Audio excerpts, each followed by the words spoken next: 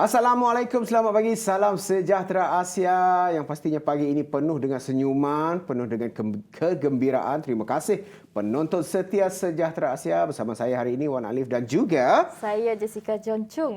Sebab selalunya ada orang tanyakan Wan Alif, kenapa sekejap nama Jessica John, Jessica Chung. Kalau macam tu saya guna Jessica John Chung hari ini. Oh, nak bagi penuh lah, bagi apa kata orang, senang orang nak sebut. Tapi kalau saya lah, saya sebut Jess je, cukup. Tu Wan Alif. Ya, dan hari ini kita bersiaran pada hari baru, minggu baru, hari Isnin, 18 Oktober 2021 bersamaan dengan 11 Rabiul Awal 1441 Hijrah dan bersiaran kita tu bersiaran di apa kata orang tu, di bumi kenyalang yang penuh dengan kedamaian, yang pastinya kita bersiaran di kaca TV anda melalui Astro 122 Astro dan juga My TV. Juga kita bersiaran di Facebook Rasmi TVS dan juga My Sejahtera. Awak dah kenapa? Sejahtera Asia. Sebab benda tu kita praktik hari-hari. Dan nama dia tak jauh, My Sejahtera pula. Ini menunjukkan Wan Alif memang guna ya My Sejahtera dengan betul. Utilize sepenuhnya. Sampai saya bermalam di restoran pun. Tak check out lagi. Itulah John pula. Jess, aduh kenapa saya hari ni hari Senin ni. Tapi tak apa. Dan kalau penonton semua mungkin terlepas ataupun tak berkesempatan untuk menyaksikan live pada pagi tu, siaran langsung pada pagi tu, kita ada di YouTube juga tak? Betul tak, Ya, Jess? betul. Kalau andai kata anda terlepas siaran sebelum ini pun ataupun semalam anda terlepas, anda boleh tonton saja YouTube, type saja Sejahtera Asia. Senang saja saya type. Tengok episod Sejahtera Asia ini. bukan My Sejahtera. Jangan. Itu berbeza ya. Jadi hari ini antara topik yang kita akan kupas ni agak menarik. Nanti kita akan bincangkan lebih lanjut. Jadi kepada anda semua jangan ke mana-mana, tetap setia bersama kami hanya dalam Sejahtera Asia. Dan pada pagi ini Wan Alif, kita ingin mengupas lah, ataupun bukan nak mengupas, kita kongsikan antara yang menarik yang pagi-pagi hari ini kita nak kongsikan kepada anda supaya anda dapat memulakan hari anda dengan ceria. Saya tengok Jess hari ni pun dah cukup ceria. Tapi bila saya tengok pagi-pagi tadi, saya masuk je dalam studio, saya ingat tadi aktor terkenal tu Maya Karin. Betul lah. Amboi, jauh sangat lah emas diguna kalau tak kembang. Kalau tak, saya buka emas ni. Baik, bercakap pasal Maya Karin ni kan, kita ada nak bagi tahu semua orang. Nak bagi tahu semua. Saya rasa sedia maklum lah orang Sarawak tahu Maya Karin dah ada dekat Sarawak. Pernah datang dekat Sarawak. Dia membawakan watak apa, Wan Alif? Sebagai puteri? Puteri sentubong, puteri sejinjang. Nyanyilah lagi. Belum lagi. Sudah. Tak puas lagi. Bayar lebih. Okey, demi menghidupkan watak utama yang dipegang dalam pementasan teater Puteri Santubong, The Warrior Princess, aktris popular Maya Karin mengambil inisiatif untuk mempelajari dialek bahasa Melayu Sarawak. Dia pandai cakap bahasa mesti Melayu dia pandai Sarawak. kelakar Sarawak. Dia pandai cakap bahasa Melayu Sarawak, Wan Alif. Kalau berkesempatan lah, saya nak ajar dia bahasa Sebuyau nanti. Boleh je. Maya ni cepat belajar, Wan Alif. Sebab sekali je saya sebut Kamek ke, dia terus sebut hai Kamek Maya. Jangan lupa Nangga. Dia tahu. Bayangkan. Cepat, dia cepat belajar. Jadi Maya yang pernah menjulang anugerah pelakon wanita terbaik di Festival Filem Asia Pasifik turut mendalami tarian tradisional Melayu Sarawak. Saya rasa Wan Alif sendiri pun belum lagi tahu ni apa antara tarian tradisional Melayu Sarawak. Tahu ke tak? Memang tahu, tapi nak menari tu tak tahu. Kita tahu dia mungkin ada tarian Melayu. Makanan tradisional saya tahu semua. Cakap dia di mana, di seluruh pelosok negeri Sarawak, saya dah mencubanya. Amboi. Okey, dan Maya Karin juga yang kata orang tadi nyatuk akan akan nak diam di Sarawak, betul ke? Dia nak berkunjung lagi dekat Sarawak, Wan Alif. Dia nak ambil masa bila boleh sebulan. Saya nak cuti lah. Tak boleh lah, bagi tahu dulu. Eksklusif nanti. Okey, boleh. Jadi Wan Alif kalau dia datang ke Sarawak, Wan Alif kena bersedia cepat-cepat tau. Ini seperti yang Maya katakan, Maya kongsikan lah. Ini adalah peluang terbaik sebab dia boleh mendalami kisah legenda Sarawak. Kata Maya. Dan kita sebagai orang Sarawak pun terima kasih lah nak ucapkan sebab macam mana nak kata? Bangga kerana ingin ataupun bersetuju untuk membawakan watak Puteri Santubong. Bukan mudah nak membawa watak, menjiwai watak Puteri Santubong. Bukan mudah sebab dia belajar kan. Wan Alif, tarian tradisional tu hanya 15 minit. Dia datang dari airport, lepas tu petang tu dia terus rehearsal untuk menari. 15 minit je dia ambil masa. Kemudah tu. Apa kata orang lama biasalah. Jadi kepada anda semua juga, jangan lupa ya, Puteri Santubong The Warriors Princess akan dipentaskan pada 11 dan 12 Disember di Kuching dan ditayangkan secara langsung menerusi www.puterisantubong.com.my. Ya, betul. Itu tentang Maya Karim dan apabila Maya Karim tu hanya orang Semenanjung datang ke situ untuk berita baik pula bagi pengecualian Enter Sarawak satu keputusan yang tepat. Jadi kelonggaran kemasukan ke negeri Sarawak tu dikecualikan untuk melalui sistem Enter Sarawak untuk warga Sarawak yang lengkap 2 dos vaksin sahaja. Dan keputusan yang tepat itu seperti mana yang dikatakan oleh Ahli Dewan Undangan Negeri Adun Tupong Fazaruddin Abdul Rahman yang juga membabitkan situasi peralihan ke fasa endemik yang bakal kita lalui nanti. Ya, Alif, saya kira ini adalah satu keputusan yang tepatlah sebab kita pun nak berterima kasih kepada kerajaan negeri dan Jawatan Kuasa Pengurusan Bencana Negeri Sarawak JPBDS sebab berdasarkan permintaan dan rintihan orang ramai kan. Ramai yang tak boleh pulang ke kampung halaman, rindu keluarga, rindu isteri, rindu suami dan sebagainya kan, rindu kawan-kawan. Jadi ini adalah keputusan yang tepatlah. Cuma yang kita tahu kena patuhi SOP lah. Betul. Berdisiplin lah. Kena terus praktikkan apa kata orang SOP, kawalan ke diri. Betul. Walaupun banyak kelonggaran yang telah dikeluarkan dan mungkin beralih kepada fasa endemik lagi, mungkin banyak lagi kelonggaran, tetapi apa-apa pun kita masih lagi terima realiti yang kita hidup bersama COVID-19. Patuhi SOP, tingkatkan kawalan ke diri. Ya, betul. Sebab sebelum ni Wan Alif ramai yang mengadu, merintih lah, maklumkan yang Enter Sarawak ni agak complicated sikit lah. Sebab apa? Sebab kena tunggu approval. Betul. Itu yang menyukarkan mereka sebenarnya. Sebab kita dah book flight kan contohnya tadi. Kena tunggu approval pula macam tu. Book flight tiba-tiba tak approve, kan hangus pula. Tak tahulah macam mana rundingan. Terus menangis kan? Menangis seorang-seorang dalam bilik macam Wan Alif. Iyalah tu. Ya, saya. Kalau Wan Alif kan, Wan Alif lepas ni sektor pelancongan dah dibuka, apa pertama sekali pergi? Sebab saya tahu rakan kita yang seorang dia dah pergi dah. Kalau Wan Alif sendiri, kalau dia dah pergi, kalau diberi peluang untuk dalam Malaysia, mungkin saya akan pergi ke pulau-pulau dululah. Kalau di dalam Sarawak, mungkin di Serikin, kata produser kita tu, suka pergi Serikin sebab dia suka beli barang basikal kat Zia. Tapi apa-apa pun, masa itulah kita membangun ataupun menyemarakkan lagi sektor ekonomi bagi pelbagai sektor yang telah pun dibuka, pelancongan dan sebagainya. Kerana kita tahu berapa lama dah Sidak tu bercuti, berapa lama Sidak tu terpaksa nahan hati dan kini itu kita melancong dalam negara, satu-satunya platform untuk membantu orang kita pun ekonomi, sosial ekonomi warga di seluruh pelosok negeri Sarawak dan juga di Malaysia khususnya. Cuti-cuti Sarawak. Cuti-cuti Malaysia, cuti Sarawak. Dah flight dah? Siapa? Dah flight lepas bagi kelonggaran rentas negeri, rentas daerah belum lagi, Wan Ali. Belum lagi. Kalau lepas ni mungkin saya akan bercuti-cuti. Tapi dalam Sarawak dululah. Baik. Apa yang Wan Alif nak kupaskan lagi mengenai kita dengar baru-baru ni kan mengenai pindaan perlembagaan. Betul.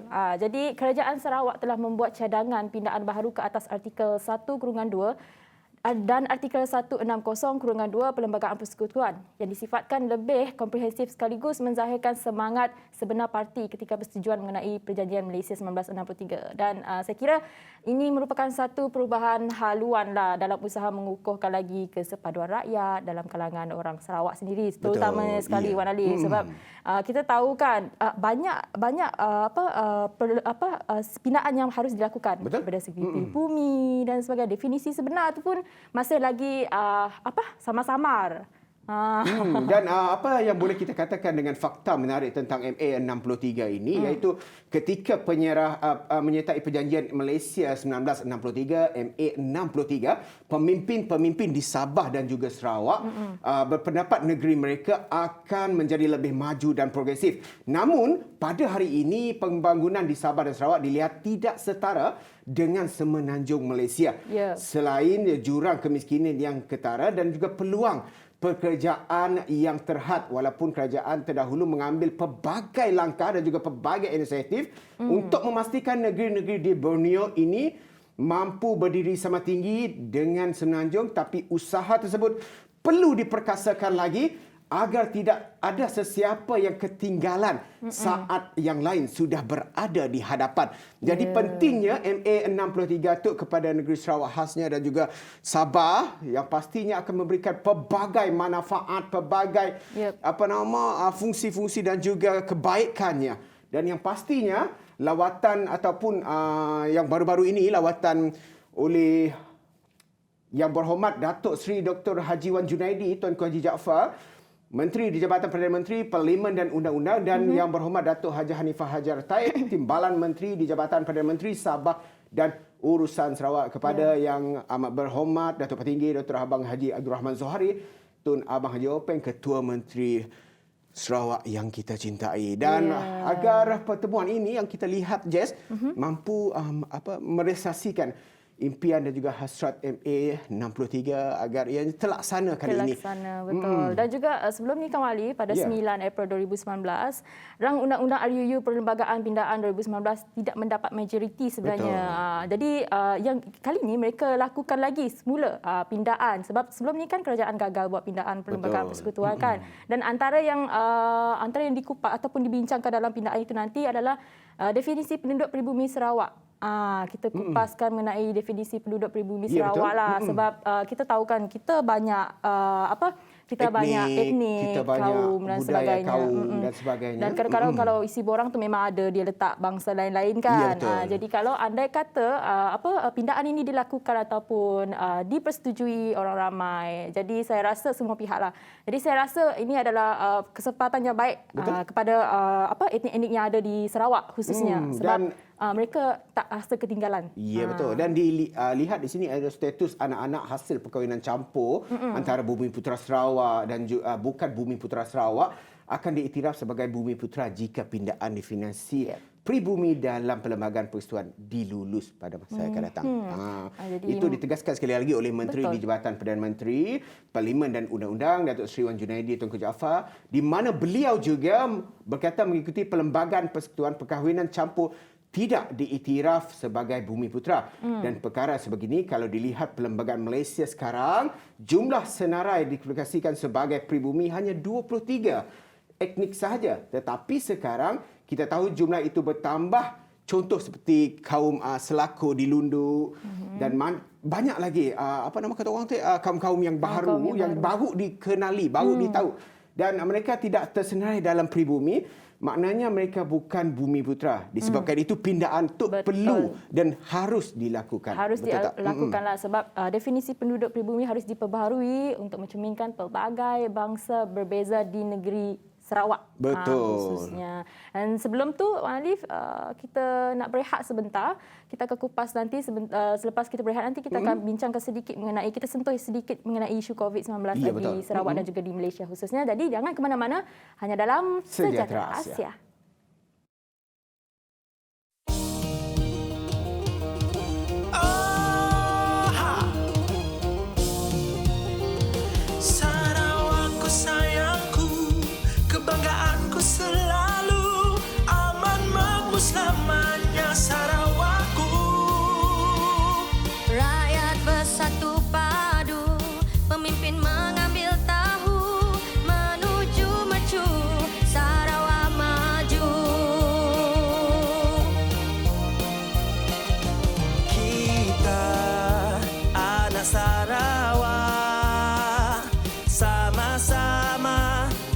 Sarawak, kita sayang Sarawak, sanggup berkorban untuk Sarawak. Oh ha, mari laungkan bersama. Oh ha, membangun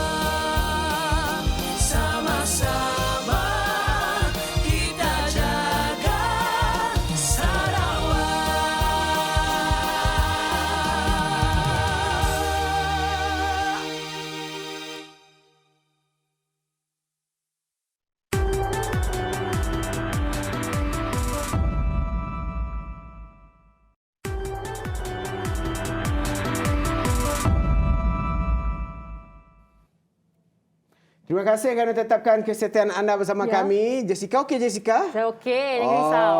Memang Jessica tadi acah-acah Mai Karim juga lagi sebelah ni. Pulangkan. Pulangkan. Drama Jadi pula. pontianak pula dia. Okey, kita teruskan untuk situasi semasa jangkitan penyakit COVID-19 di Malaysia setakat semalam 17 Oktober 2021. Di mana semalam kes sembuh iaitu 9,231 kes dan menjadikan jumlah kumulatif 2,270,520 kes.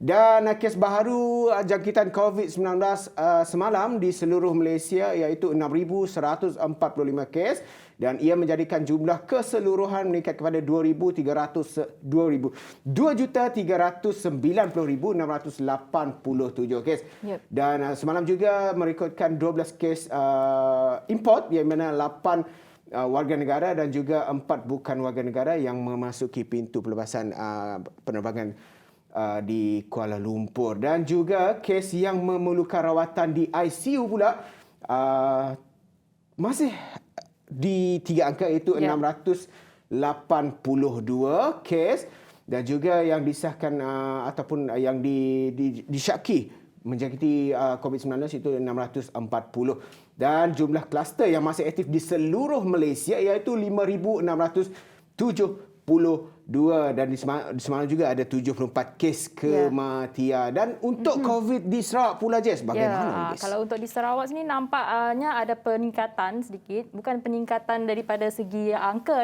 tapi peningkatan yang baiklah sebab kita nampak dekat sini kes baru COVID-19 di Sarawak merekodkan penurunan selepas 730 kes dilaporkan semalam berbanding 1,055 kes hanya pada Sabtu. Jadi sebanyak 13 kes kematian baru akibat COVID-19 dilaporkan di Sarawak pada 11 hingga 16 Oktober. Dalam perkembangan sama juga, terdapat 54 kluster COVID-19 yang masih aktif di Sarawak ketika ini setelah tiada kluster baru diisytiharkan semalam, manakala 3 diisytiharkan tamat iaitu kluster Nansang Wak, Pakan, kluster Sungai Buloh, Pakan dan kluster Jalan Taman Raja Miri. GPBNS juga turut memutuskan pengisytiharan Perintah Kawalan Pergerakan diperketatkan PKPD di Rumah Panjang iaitu Rumah Pengiran, Rumah Ubok Tenting, Ulu Sarikai, Rumah Henry dan juga Rumah Jambai, Kerap Betong. Itu antara perincian di Sarawak sendiri dah. Tapi ternampaklah penurunannya agak ketara juga daripada 1,000 kes. Sekarang ini dah kurang daripada 1,000 kes. Jadi teruskan usaha ya rakyat Sarawak.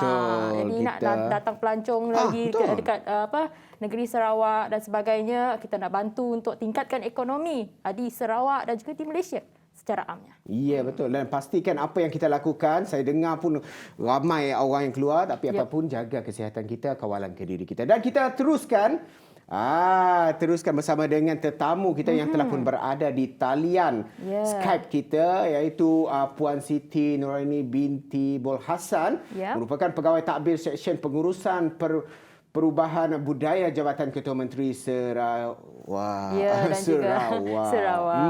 Antara topik yang kita nak bincangkan bersama beliau adalah penerapan nilai bersama dalam membina keutuhan modal insan. Sebab nilai bersama kita tahu ada visi, misi dan nilai bersama itu tidak dapat dipisahkan. Sebab ada integriti dan juga sebagai profesionalism. Jadi kita nak kupas mengenai lebih lanjut.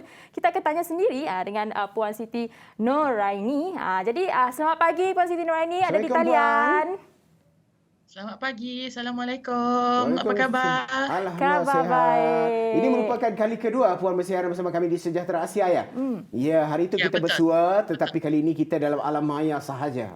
Tak mengapa, janji segala apa kata orang info dan juga maklumat itu dapat kita terus sampaikan kepada penonton Sejahtera Asia. Okey, so hari ini bila berkaitan tentang penerapan nilai bersama dalam membina keutuhan modal insan, pastinya banyak perkara yang akan dibangkitkan ataupun yang dibawakan. Dan definisi fasa penerapan nilai bersama dalam membina keutuhan juga ini dapat kita lihat dari konteks pengurusan perubahan budaya dan bagaimana sebenarnya ianya boleh berlaku ataupun kaitan sebenarnya dalam kes pengurusan perubahan budaya ini, Puan Siti. Ya, terima kasih Saudara Wan Alif dan Saudari Jessica ya.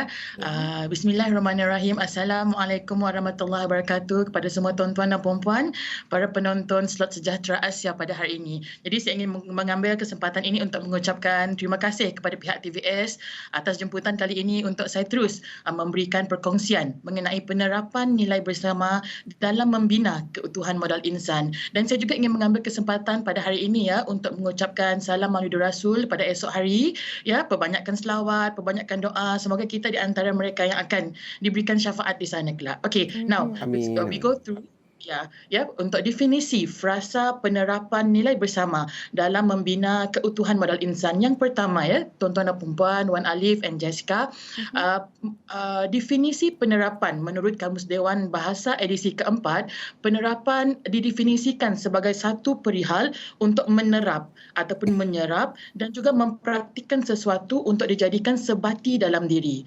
Manakala nilai bersama ini sebenarnya rata-ratanya diamalkan dan diaplikasikan di dalam organisasi. Tetapi pada slot kali ini saya akan berkongsi kepada tuan-tuan dan puan-puan tentang bagaimana nilai bersama ini boleh mendukung kita ya dalam proses untuk membina keutuhan, membina keampuhan dan juga kekuatan modal insan itu, ataupun in English to empower, untuk memperkasakan modal insan itu. Jadi nilai bersama ini ya sebagai merujuk konsep yang telah dijelaskan oleh Profesor Michael E. Porter dari Harvard Business School di dalam artikelnya Harvard Business Review 2011 yang bertajuk Creating Shared Values. Nilai bersama ataupun shared values ini can be defined as the organizational values that are being usually developed by the organization's leadership, and it is going to be adopted by the other members of the organizations. The values also are going to be shared and followed by all members when they are acting on behalf of it. Jadi tuan-tuan dan puan-puan, selepas definisi penerapan, selepas definisi nilai bersama, definisi modal insan sebenarnya merupakan sumber intelek yang ada di dalam diri setiap manusia. Ia menunjukkan seseorang yang berpengetahuan, seseorang yang berkemahiran, seseorang yang berilmu dan juga seseorang yang mampu memberikan sumbangan dalam memastikan pembangunan negara yang mapan. Ya, jadi pada kali ini tuan-tuan dan puan-puan, Wan Alif dan Jessica saya akan spesifikkan modal insan ini kepada kumpulan penjawat awam dan juga swasta dan juga mereka yang merupakan service provider. Jadi ini kerana penjawat awam ataupun pekerja di sesebuah organisasi itu merupakan sumber yang penting yang memainkan peranan dalam memastikan keberhasilan hala tuju sesebuah organisasi itu. Jadi golongan inilah yang wajar kita bekalkan di dalam diri mereka dengan nilai-nilai yang baik, nilai-nilai yang positif dan di antaranya nilai bersama. Ya, dan saya sebenarnya sangat setujulah sebab kita katakan modal insan ni adalah orang yang berpengetahuan dan betul. juga berinovatif, dan ini juga merupakan faktor penting sebenarnya Walif untuk menyokong pertumbuhan ekonomi. Dan modal insan ini juga yang kita tahu perlu yang berpengetahuan dan juga berinovatif, merupakan faktor penting untuk menyokong pertumbuhan ekonomi. Jadi Puan Siti, bagaimana nilai bersama mampu mendukung dalam pembinaan modal insan yang utuh sebenarnya Puan Siti? Okey, terima kasih Wan Alif untuk memastikan penjawat awam ataupun pekerja di sesebuah organisasi itu mampu untuk kita bangunkan, untuk kita binakan dalam dirinya kualiti mutu yang tinggi, beberapa perkara perlu dititik beratkan ya. Yang pertama, perubahan sikap dan tingkah laku yang negatif kepada yang positif. Yang kedua, perubahan budaya yang kita rasa tidak lagi relevan, yang perlu diberi nafas baru. Yang kedua ialah penambahbaikan budaya yang baik kepada yang jauh lebih baik. Dan yang keempat, tuan-tuan dan puan-puan, iaitu peningkatan kualiti yang sedia ada di dalam diri penjawat awam itu ataupun pekerja di sebuah organisasi. Jadi ini kerana tuan-tuan dan puan-puan, para penonton, kaki tangan di dalam sesebuah organisasi itu merupakan saluran yang akan menjadi penggerak yang akan memastikan perjalanan kelangsungan sesebuah organisasi itu. Jikalau kita sendiri ya di dalam Perkhidmatan Awam Negeri Sarawak ataupun PANS, penjawat awam itulah yang merupakan enjin yang menjadi penggerak yang memastikan penyampaian perkhidmatan itu ataupun service delivery itu dapat dilaksanakan dengan cemerlang, dengan efektif dan juga efisien. Dengan adanya penyampaian perkhidmatan yang terbaik ini, tuan-tuan dan puan-puan, sudah pastinya rakyat akan mendapat manfaat yang diinginkan. Jadi jikalau kita boleh ikuti atau teladani the United Kingdom yang telah dinobatkan menjadi World's Best Civil Service, apa rahsianya? Jadi menurut International Civil Service Effectiveness Index, the United Kingdom ini has jumped from 4th to the first place in this year due to enlarge of its relatively high performance spread across each of the 12 indicators. Salah satu daripada indicators tersebut ialah integrity, ya, crisis and risk management, openness, policy making, regulation and tax administration, and also the United Kingdom itself also proud to have best civil servants with high performance culture ataupun budaya kerja berprestasi tinggi yang diamalkan oleh setiap penjawat awam di sana. Diamalkan oleh setiap penjawat awam, dan kita tahu nilai bersama ni ada kaitannya dengan integriti, profesionalism dan sebagainya. Dan kita dapat lihat terdapat segelintir lagi daripada penjawat awam masih tidak lagi menerapkan nilai-nilai integriti ataupun nilai seperti yang disebut tadi, sehingga terjurusnya ataupun terjadinya penyelewengan dan sebagainya, rasuah dan apa-apa lagi lah. Jadi bagaimana Puan Siti, bagaimana nilai bersama dapat diterapkan ataupun direalisasikan dalam kalangan penjawat awam ini sendiri? Okey, menurut Pekeliling sebelum itu ya, saya ingin menggarislah apa itu nilai bersama. Kita sebut nilai bersama kan, tuan-tuan dan puan-puan, Puan Alif and Jess. Tapi apa sebenarnya ada 6 nilai bersama, tapi kita panggil nilai-nilai bersama ya. Jadi apakah itu 6 nilai bersama? Apakah nilai-nilai yang digariskan di bawah nilai bersama itu? Jadi menurut Keliling Perjawatan Negeri Sarawak bilangan 24 tahun 2016, Perkhidmatan Awam Negeri Sarawak telah menggariskan 6 nilai bersama yang menjadi pegangan setiap penjawat awam dalam memastikan penyampaian perkhidmatan yang efektif, efisien dan juga cemerlang. Yang pertamanya integriti. Inilah ibu kepada segala nilai, tuan-tuan dan puan-puan. Yang kedua, baik hati dan prihatin. Yang ketiga, profesionalisme. Yang keempat, nilai sikap kesegeraan dan semangat sepunya. Yang kelima, nilai semangat berpasukan. Dan yang terakhir, nilai berorientasikan hasil. Jadi nilai-nilai inilah ya, Wan Alif and Jessica, yang menjadi asas, tapak ataupun foundation kata kita kepada Perkhidmatan Awam Negeri Sarawak dalam membentuk pribadi, dalam membentuk kualiti modal insan yang kita spesifikkan kepada penjawat awam untuk memastikan mereka mampu menggerakkan organisasi mereka dengan cemerlang dan akhirnya akan memacu dan mencapai visi Perkhidmatan Awam Negeri Sarawak untuk menjadi a world class civil service. Ya, kita ulang lagi ya. 6 antara nilai bersama itu adalah integriti. Yang pertama harus ada baik hati, profesionalism, sikap kesegeraan dan semangat sepunya, semangat berpasukan dan akhir sekali berorientasikan hasil. Jadi untuk dapatkan kita katakan organisasi yang cemerlang dan sebagainya, kita harus ada nilai-nilai bersama. Nilai-nilai ini. Jadi kita nak berehat sebentar. Kita nak kupas banyak lagi bersama dengan Puan Siti Nurani selepas ini. Jadi jangan ke mana-mana, hanya dalam Sejahtera Asia.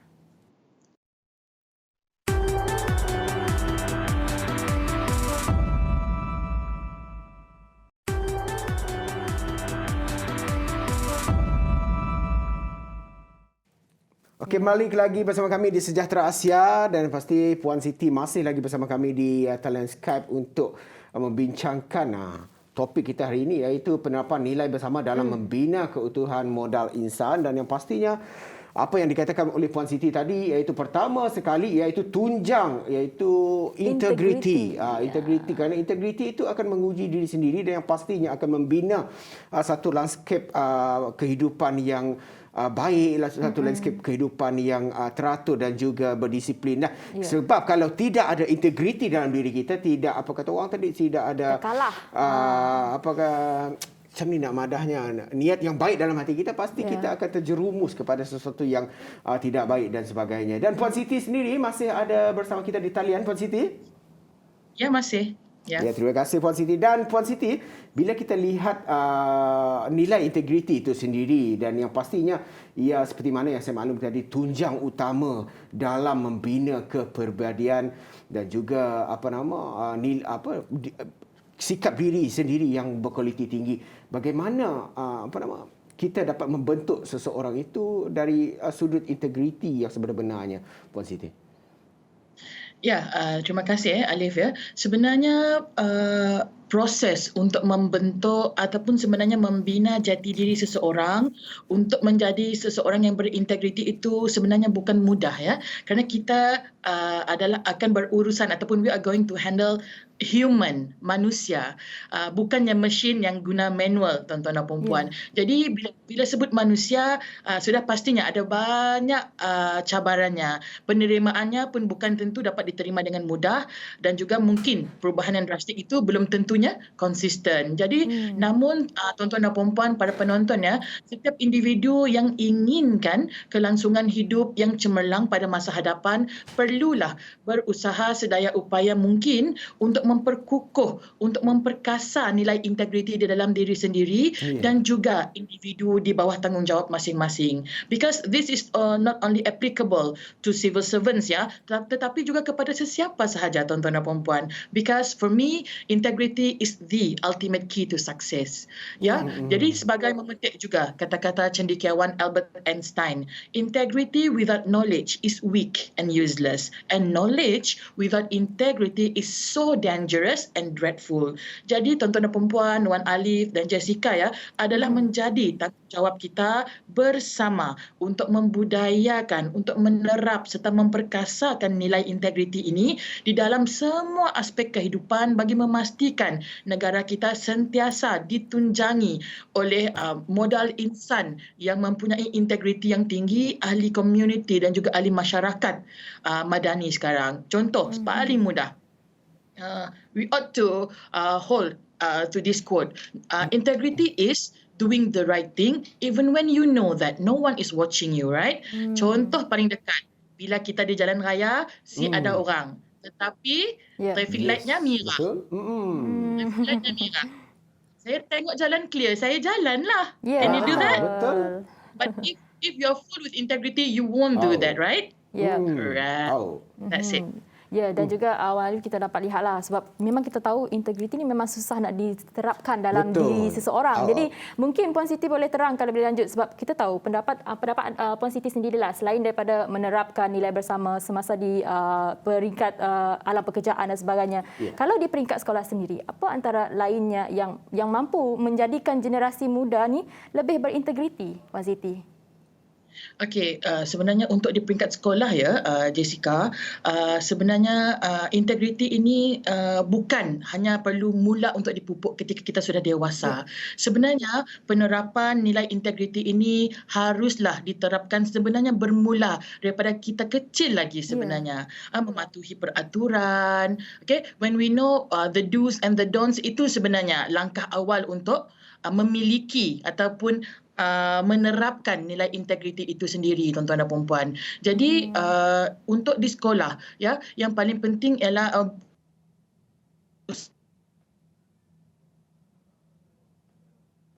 ya, Puan Siti.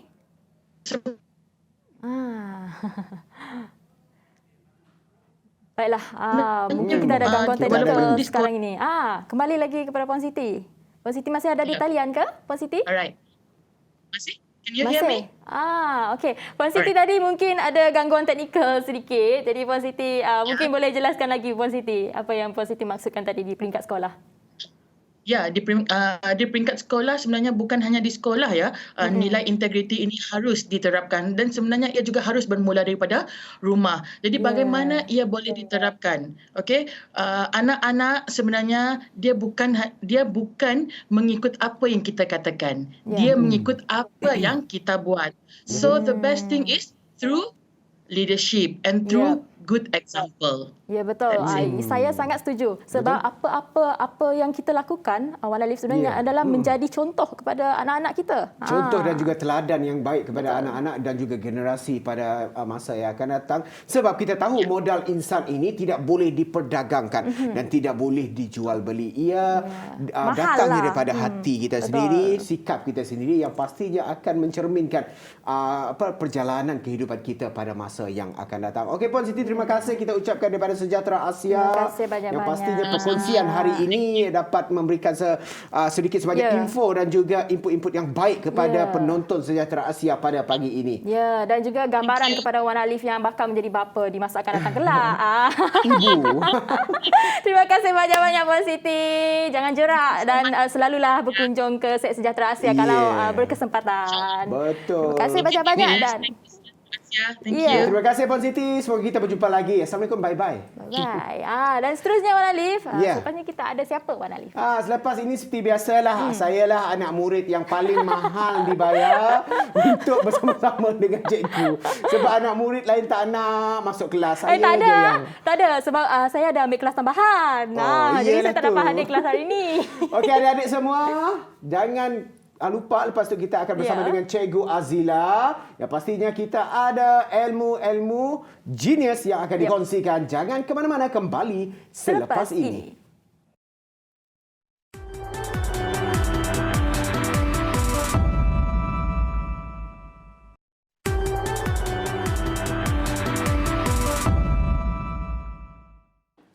Adik-adik sudah bersedia? Kita bersama dengan Cikgu Azila yang semestinya dalam merancang Sejahtera Asia bagi slot pendidikan Sejahtera Asia. Cikgu Azila, Assalamualaikum, selamat pagi. Waalaikumsalam, selamat pagi. Laju-laju ni pagi. Apa khabar cikgu, sihat? Sehat, Alhamdulillah. Kacak aja itu ada kuning. Terima kasih. Okey cikgu, apa yang nak cikgu, apa kata orang ketengahkan pada sesi pendidikan Sejahtera Asia pada pagi ini? Okey, yang hari ini dianya adalah kesinambungan daripada apa yang kita pelajari pada minggu lepas. Ada tak saya? Ada yang kelas awak minggu lepas lah. Student paling setia. Okey, jadi kesinambungannya adalah kita nak reveal, kita nak bincangkan tentang kesilapan yang sering dilakukan oleh pelajar. Malah pelajar calon SPM pun selalu buat kesilapan begini. Terutamanya dalam tajuk apa? Persamaan linear. Persamaan linear ini dia akan menghantui di mana-mana tajuk pun.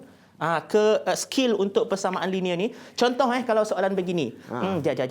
Jangan soalan dulu. Saya nak bagi tahu dulu yang selalu digunakan oleh pelajar. Cikgu tenang, tenang cikgu. Okey. Selalunya kita tahu bahawa kalau tambah itu lawannya tolak, darab itu lawannya bahagi. Jadi apabila kita nak pindah ke sebelah, kalau dia tambah dia akan jadi tolak. Kalau darab akan jadi bahagi. Kalau bahagi jadi darab. Okey, macam mana tu saya nak tunjukkan dekat sini. Okey, contoh soalannya 4y per 5 sama dengan apa tadi? Okey.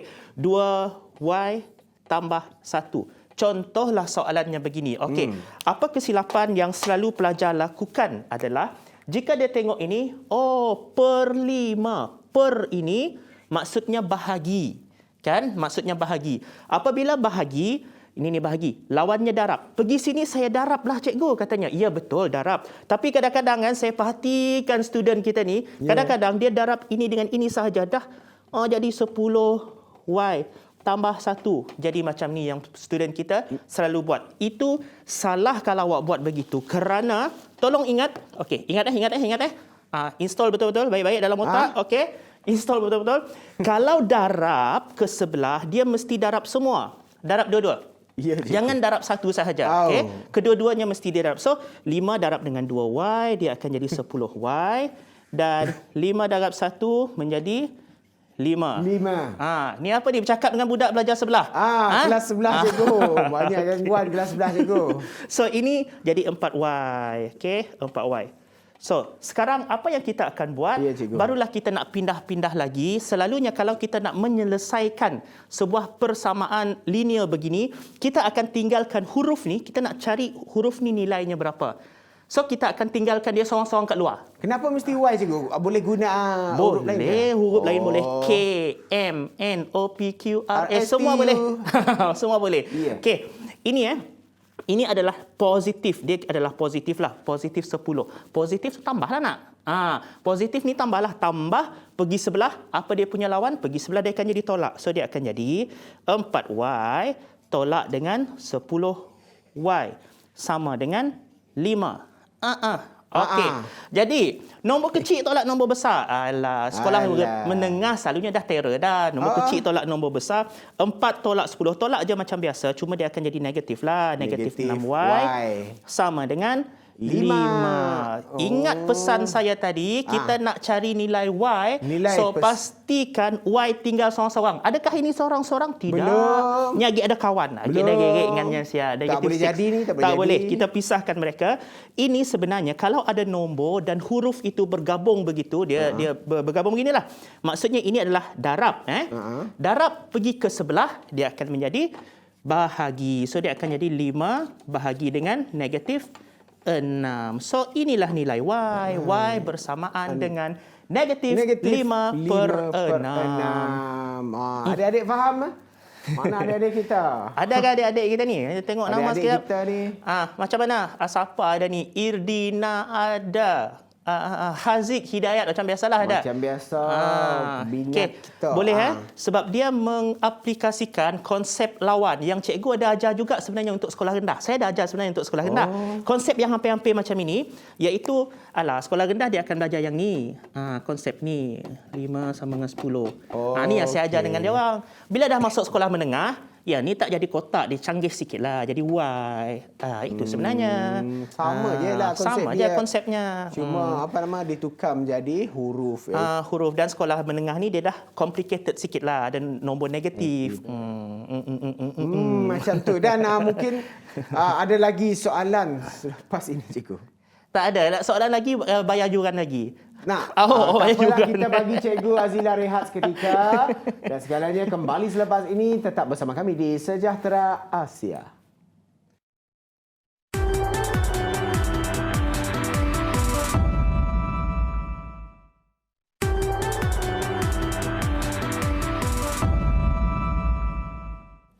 Kita masih lagi bersama dengan Cikgu Azila yang pastinya dalam rancangan Sejahtera Asia di slot Pendidikan Sejahtera Asia. Tadi Cikgu Azila dah kongsikan dengan kita apa ilmu-ilmu yang diajarkannya di sekolah rendah. Konsepnya sama, cuma ditukar menjadi huruf. Dan Cikgu Azila, apa yang seterusnya ini Cikgu Azila? Okey, ini lagi antara satu kesilapan yang sering dilakukan oleh pelajar, malah oleh pelajar calon SPM pun selalu lakukan kesilapan begini. Baik, saya tak ada. Bila dia nampak soalan begini, okey, kita katakan selesaikan persamaan ini. Bila selesaikan, maksudnya kita nak tahu X ini nombor apa sebenarnya. Okey, kalau begitu, student akan tengok 6 tolak 2X bahagi 3. Ini bahagi artinya per, ini maksudnya bahagi. Bahagi 3 cikgu, ini kena darab cikgu, dia kata. So, dia dah tahu tadi, kalau darab dengan kedua-dua. Kan tadi saya dah bagi tahu kalau darab sebelah dua-dua, so dia pun darab sebelah. Dia darab sebelah. Ini satu lagi salah. Ini tak boleh. Okey. Don't worry soalan ni nampak macam susah, macam canggih tapi tak ada apanya. Senang aja. Kacang je. Kacang. Cikgu terangkan dengan awak Minggu lepas pun cikgu dah bagi tahu iaitu kalau darab dan bahagi ini kita kemudiankan. Kita dahulukan yang ini. Ada biak seorang tu. Dia ni kita dahulukan, pindah sebelah. Yang ini jangan kacau dahulu. Pindah sebelah. Ini kan positif 6. Positif kan tandanya tambah. Okey, tambah ini pergi ke sebelah. Jadi lawannya, tambah lawannya apa, Dek? Tolak. Tolak. Jadi dia akan jadi tolak lah. Negatif 4X, tolak 6, tolak 6 lagi. Yang ni dah pergi sana jadi tolak 6. So saya tulis dahulu yang ini. Okey, per 3. Saya selesaikan terus. Negatif 6 tolak 6. Pelajar tingkatan ni silalah faham. Kalau negatif 6 tolak 6, dia jadi negatif 12. Betul. Sekali lagi saya nak ingatkan, kalau masih tak begitu confident dengan negatif dan positif number, kalkulator ada. Sekolah menengah ada kalkulator. Okey. Tapi sebaik-baiknya memang dah master lah negatif positif number. Betul. Ambil masa tekan kalkulator okey. Now, yang ini barulah kita buat. Tukar lagi warna lah. Okey. Yang ini barulah kita buat yang tadi. Ini darab ini darab ini. Okey, kita darabkan. 3 darab dengan negatif 4. Hati-hati darabkan, dia jadi negatif 12X. Okey.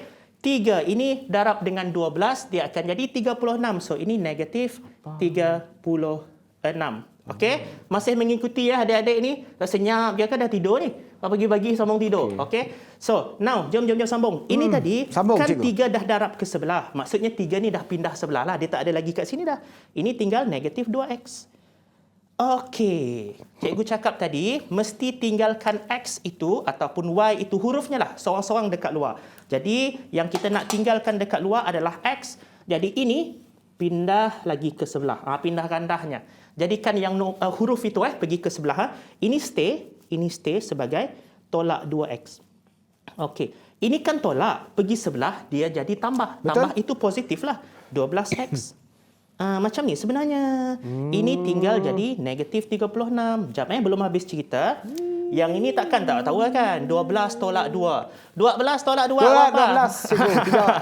12 tolak 2 dapat 10. Cikgu padamkan teruslah.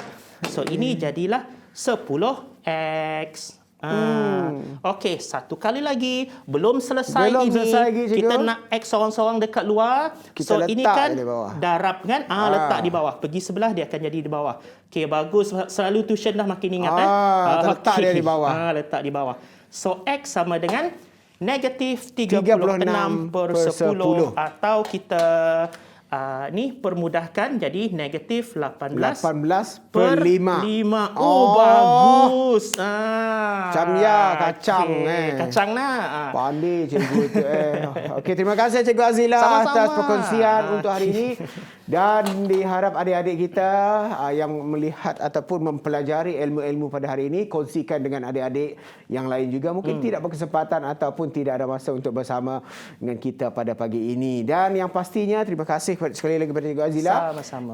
Sejahtera Asia berakhir di sini untuk hari ini. Tapi sebelum itu ingin saya war-warkan di mana petang ini iaitu Majlis Kesyukuran sempena sambutan Maidul Rasul peringkat Negeri Sarawak 1443 Hijriah bersamaan dengan 2021 Masihi dengan tema Masyhad Rabbani Ummah Berkualiti yang akan diadakan di Masjid Jami' Negeri Sarawak kira-kira jam 5.30 petang. Dan saya akan membawakan siaran langsung ke TVS saluran 122 dan juga My TV. Jangan lupa. Dan seperti biasa pantun yang akan saya kongsikan pada hari ini iaitu elok anak kerana dikandang dengan budi senonoh. Elok akhlak nama terpandang sepanjang zaman menjadi contoh. Sekian daripada saya Wan Alif dan juga Cikgu Azila. daripada inspirasi kami cetuskan inovasi. Assalamualaikum dan bye-bye. Bye-bye.